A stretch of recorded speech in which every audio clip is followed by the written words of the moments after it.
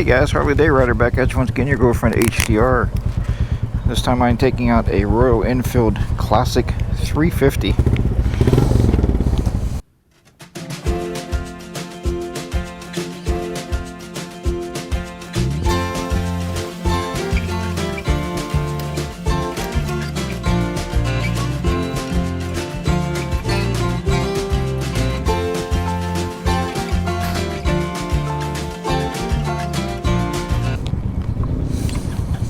Alright, little smaller bike here, wide seat, man is this seat wide.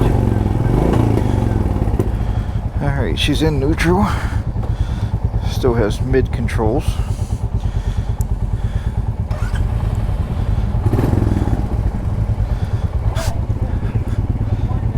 And she wasn't in neutral.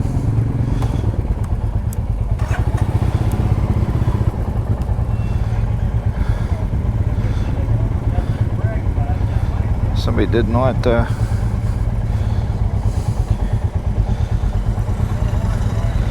put her in neutral, and somebody didn't turn turn signals off. So it does have mid controls, if you can see those.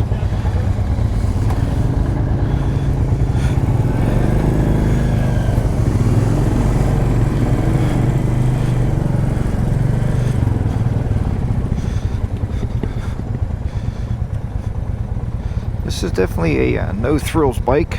They sell for about roughly $4,000 new.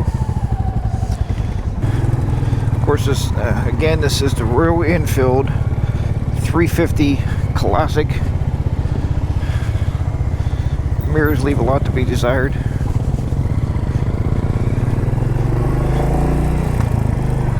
Definitely not as tall as the Himalayan was, but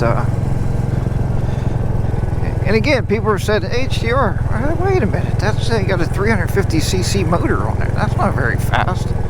Yeah, but what it is with these motorcycles, it's a gear ratio, right? So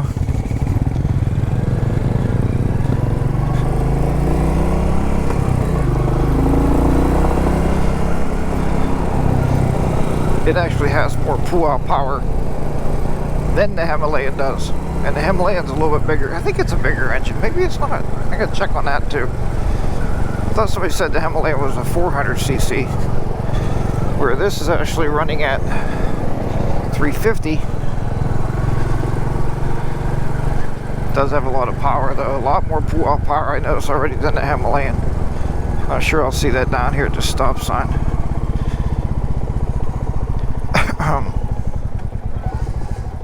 Again, I'm still in Warren, Ohio.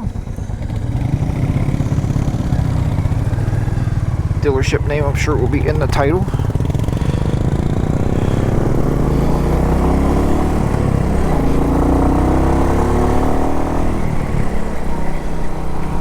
It's got very good sound for a little bike. I don't know if you can hear there or not, but again, non-canceling turn signals. The fuel gauge looks like it is a digital fuel gauge.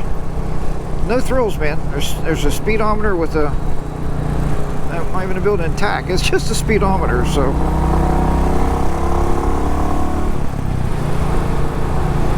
I don't even see on this bike, there's not even a gear indicator.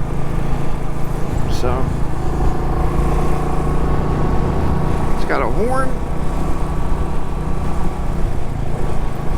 Must be in 5th gear.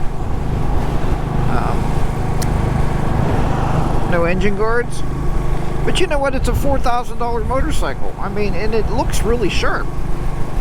This would not be a bad motorcycle to have in, you know, in the garage, just to jump on and go meet some friends, you know, for maybe a day's riding, and hang out with some buddies. People are like, so HDR, could you take that on touring? Can you tour? You can. I think it's going to be very good on gas. I'm not even sure what the weight is on this bike. It's not very heavy. It's very, very lightweight.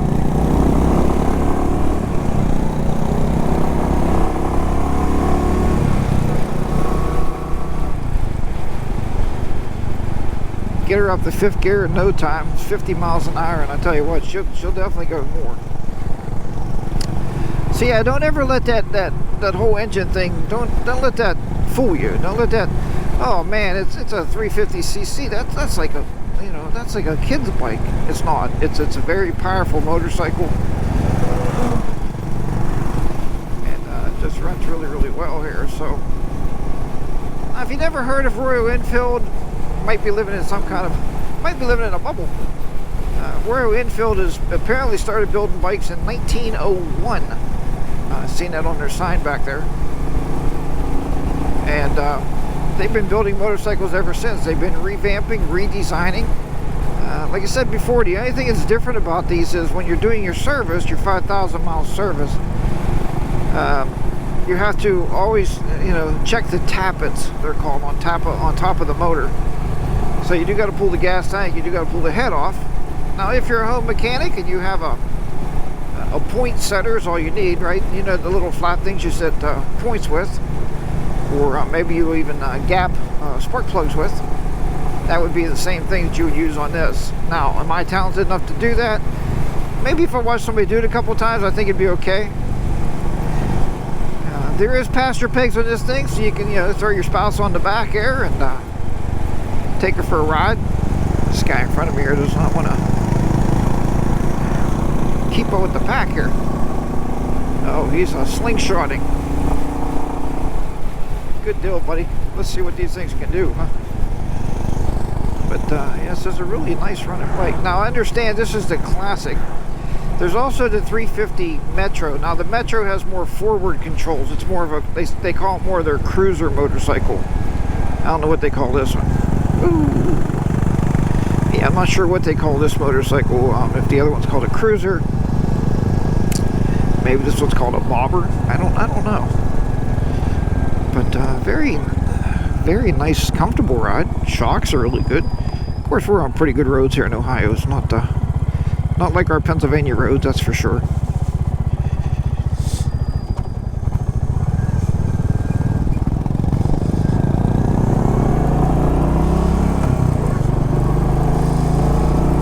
My daughter asked me the other day, I had her out ride, she goes, "Dad, how do you know when to shift?" And I said,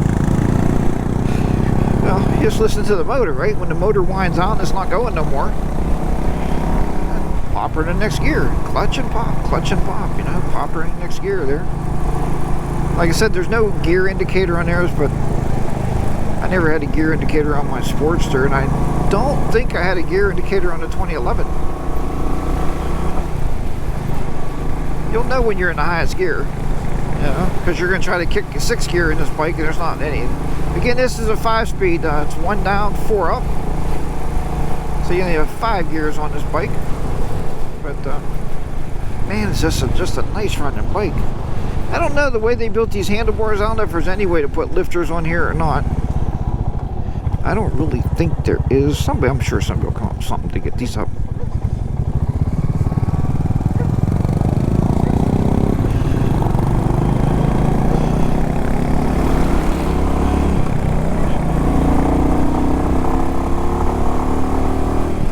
I feel like some kind of Royal Enfield Riders Club here or something.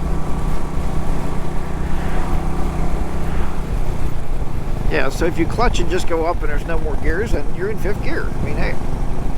Yeah, you can sit upright. No windshield. I just, you know, kind of realized that. But I got my full face helmet on today because I wanted to give you the GoPro view here of this demo day. Well, no vibration though. I mean, the bike's not like tearing you up, you know. Like, I think the RPMs are pretty low because the bike is not vibrating. Of course, as I said, there's no RPM indicator.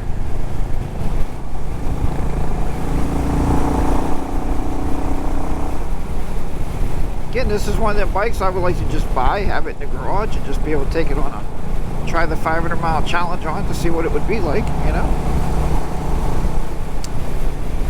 So Royal Enfield, if you're watching this, let me know. I'd like to do a 500 mile challenge on one of your bikes. I'll give it back, I just want to borrow it. I will return it to you for sure. Just to prove that you can tour on a smaller motorcycle. I mean, don't think when you buy a small bike, you're like, oh, I can't go touring like those guys do. You know, my buddy Henry always thinks that. You know, you can put bags on anything. And on this bike, you could definitely tour on this motorcycle, on this 350. You know what you're going to save? Tons of gas. It's not going to eat up your wallet in gas money. Now, are you going to take it fully loaded with your spouse on the back and all your luggage like we do on the, you know, on the Road Glide Ultra? No, I don't think you do that. But if you're by yourself, you're going out with your buddies, you want to take a weekend ride or something like that. Now, I am sitting a little bit, leaning forward a little bit. I can't really sit. I guess you can sit up. Get my butt back here a little bit.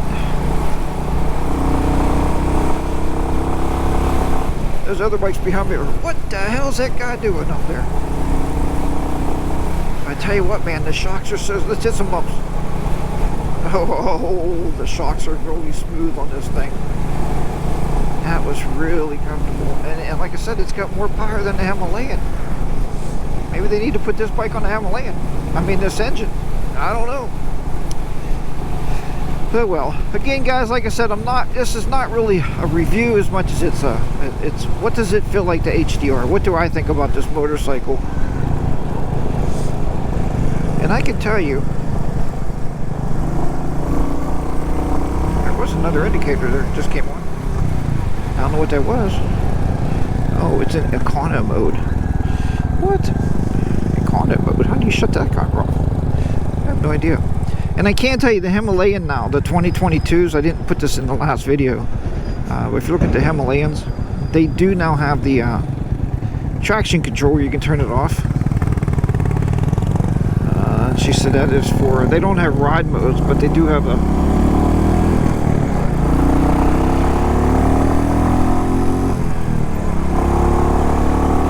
they do have the disengagement of the traction control, so when you go off-road, you don't have to worry about that traction control, so that's a good thing. I don't think I put that in the Himalayan video. I'm sorry about that.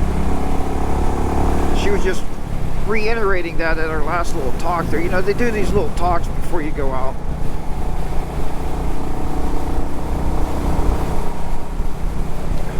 So once again, folks, I'm going to go ahead and enjoy the rest of this ride.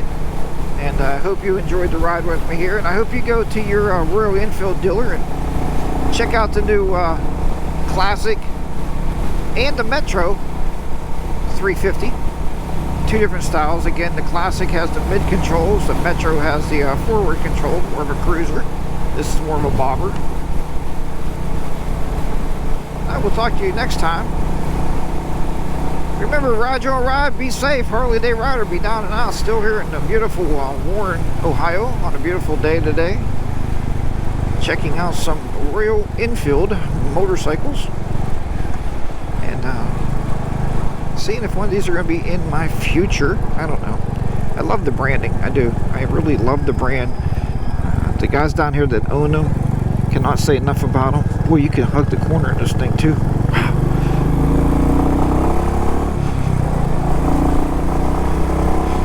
Alright, we'll talk to you on the next run. The next run I hope to be taking out an INT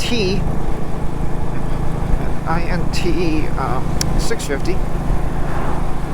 Remember, they can't use the Interceptor name because that is owned by the Honda Motor Company, so they call it here in the States INT 650. So I'll take that out next year, I hope anyway. More people are showing up, people are getting off work early and coming out, so we'll see how that goes. Alright, I'll talk to you on that bike. Enjoy. Thanks for watching, and I'll see you soon.